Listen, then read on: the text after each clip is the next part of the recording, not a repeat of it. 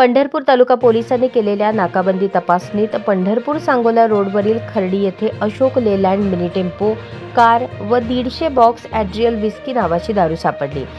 गुरुवारी 13 नोव्हेंबर रोजी पहाटे कारवाईत 2,16,000ची दारू आणि 14 लाखांची वाहने असा एकूण 16,16,000चा मुद्देमाल जप्त करण्यात आला।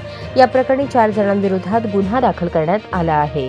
याविषयी माहिती देताना पोलीस निरीक्षक TY मुजावर म्हणाले, नगरपालिका, जिल्हा परिषद, पंचायत समिती, ग्रामपंचायत निवडणुकीच्या अनुषंगाने पोलीस अधीक्षक अतुल कुलकर्णी यांनी पोलीस ठाणे हद्दीत नाकाबंदी करून संशयित वाहनांची तपासणी करण्याच्या सूचना दिल्या। गुरुवारी 13 नोव्हेंबरला पहाटेच्या सुमारास पंढरपूर तालुका पोलिसांनी खर्डी येथील चौकात नाकाबंदी केली।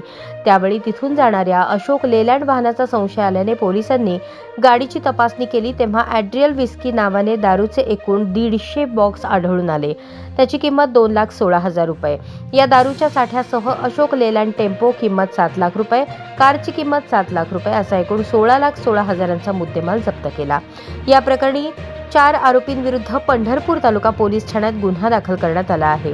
ही कारवाई पोलीस उपनिरीक्षक कवितकर, विक्रम वडणे, PSI भरत भोसले, मुंडे, हवालदार सुजित उबाळे, ताजुद्दीन मुजावर, कॉन्स्टेबल विजयकुमार आवटी यांच्या पथकाने केली।